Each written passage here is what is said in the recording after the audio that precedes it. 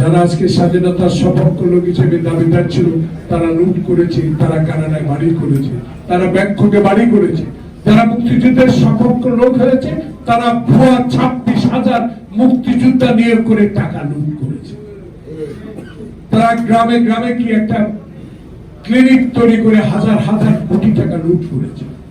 আজকে দেখুন, আমি আসতে দেখলাম প্রেস ক্লাবের সামনে কমিশনাররা তাদের পুনর্বহাল চায়। এরা কি নির্বাচনে হয়েছে? জনগণের ভোটে হয়েছে? তারা এখন আবার শুরু করেছে তাদের পুনর্বহাল করতে হবে। এদের বিরুদ্ধে কথা বলতে হবে। এদেরকে মানে যাতে কোন রকম অনুষ্ঠান করে সেই সরকারকে অস্বস্তি করতে না পারে, সেই ব্যবস্থা সরকারকে অবশ্যই করতে হবে।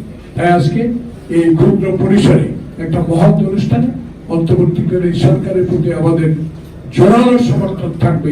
সাথে সাথে এটুকু থাকতে হবে, রোডম্যাপ অবশ্যই আপনাকে দিতে হবে। এই রোডম্যাপের মাধ্যমে যে নির্বাচন হবে, সেই নির্বাচনে জনপ্রতিনিধিরাই বাংলাদেশের রাজনীতি ঠিক করবে। বাংলাদেশের সংবিধান পরিবর্তন হবে কি হবে না, সেই বিষয় ঠিক করবে। তাই আজকে সংস্কারের প্রতি আমাদের সমর্থন আছে, কিন্তু সব বিষয়ে সংস্কার করতে গেলে সময় ক্ষেপণ হবে বলে জনগণ মনে করে, আমি মনে করি। তাই আজকে আমাদের দলের নেতা তারেক রহমানের নির্দেশ মোতাবেক আমরা আছি গ্রামে। আজকে একটি কথা বলে শেষ করতে চাই। শেখ হাসিনা 3 দিন আগে বলেছিল পদত্যাগে, যে আমি যদি চলে যাই আমার 1 কোটি আওয়ামী লীগকে বিএনপি জামাত হত্যা করবে। বুকে হাত দিয়ে বলেন তো, একটা আওয়ামী লীগ নেতার গায়ের উপর কোন ইউনিয়নে, কোন ওয়ার্ডে, কোন গ্রামে, কোন পৌরসভায়, কোন বিভাগে, কোন রাজধানীতে আমরা আমাদের নেতা কর্মীরা গায়ে হাত তুলেছি। বরঞ্চ আমাদের নতুনবার আক্রমণ করেছে গোপালগঞ্জের, যেইভাবে আমাদের জিলানির উপর আক্রমণ করেছে, ইতিহাস বাবার কবর চেরত করবে, সেখানে পর্যন্ত যেতে দেওয়া হয়। তাই আমরা আজকে মনে করতে চাই, সকল কিছু ঊর্ধ্বে থেকে আমরা ডক্টর ইউনূস আপনাকে শুধু মনে করিয়ে দিতে চাই, আপনাকেও কম সমস্যায় এই শেখ হাসিনা ফেলেন। 14 তলা পর্যন্ত পায়ে হেঁটে আপনি ভোটে হাজিরা দিয়েছেন। শেখ সেলিমের বক্তব্য আজকে দেখতেছিলাম, কি ভাষা আপনাকে কথা বলেছে। কেন এখন তারা গ্রেপ্তার হয়? কেন তারা এখনো গ্রেপ্তার হয় না?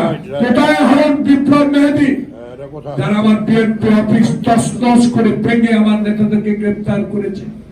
অস্ত্র বাইরে থেকে এনে, বোমা বাইরে থেকে এনে যারা ব্যাগে করে মামলা দায়ের করেছে। আমি আমেরিকায় ছিলাম, আমার নামে পর্যন্ত মামলা হয়েছে। আজকে তারা কোথায়? কেন আইনের আওতা তারা আনা হচ্ছে না? তাই আজকে জনগণ প্রত্যাশা করে অবৈধ এমপি যারা 96 সালে 2024 সাল পর্যন্ত অবৈধ সম্পদের মালিক হয়েছে, তাদেরকে আইনের আওতায় এনে বিচারের আওতায় আনা হোক। শেষ একটি দাবি করছি, অবিলম্বে ভারতের কাছে দাবি আপনার কাছে আছে, দয়া করে হস্তান্তর করুন। কারণ আপনার সাথে বন্দি বিনিময় চুক্তি আছে। অনতিবিলম্বে সরকার, অন্তর্বর্তী সরকারের দাবি জানাবো, শেখ হাসিনাকে বাংলাদেশের ফেরত আনে একটা উদাহরণ সৃষ্টি করুন। সবাইকে ধন্যবাদ।